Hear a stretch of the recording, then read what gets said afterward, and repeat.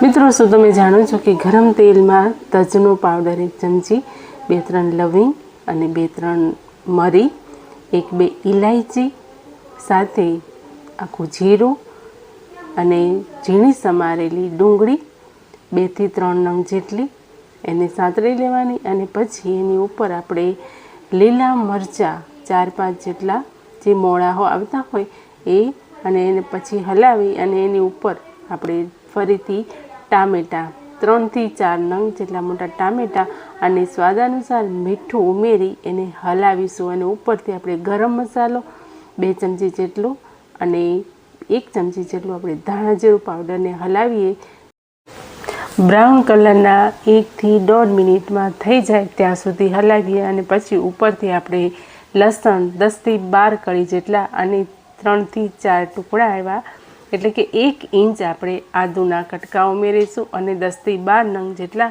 કાજુ ઉમેરી અને એને સાતળી લીધા પછી એમાં 4 થી 5 ચમચી જેટલું પાણી ઉમેરી અને ઉપરથી આપણે 1 થી 1.5 ચમચી જેટલું બટર ઉમેરી અને એને ફરીથી આપણે સાતળી અને ઠંડુ કરીને પછી મિક્સર જારમાં સરસ એવી એની પેસ્ટ તૈયાર કરી લઈએ અને એ જ કઢાઈમાં ફરીથી આપણે 1.5 ચમચી જેટલું બટર લઈએ, ગરમ થવા દઈએ અને પછી એની અંદર આપણે લસણ 4-5 કળી જેટલું ઝીણું સમારેલું નાખીએ. સતરાઈ જાય એટલે 3 થી 4 નંગ લીલા મરચાં અને 1 મુઠ્ઠી જેટલી કસૂરી મેથીને આપણે સાતળી લઈએ.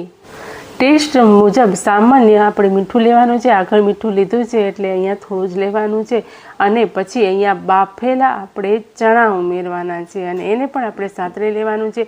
2 ચમચી જેટલું આપણે તીખું લાલ મરચું, કશ્મીરી લાલ મરચું પાવડર ઉમેરવાનું છે. 1 ચમચી ધાણા જીરું પાવડર ઉમેરવાનું અને ચાટ મસાલો ઉમેરવાનો. એના પછી આપણે તૈયાર કરેલી પેસ્ટ ઉમેરીને સારી રીતે આપણે હલાવી લેવાનું છે, મિક્સ કરી લેવાનું છે.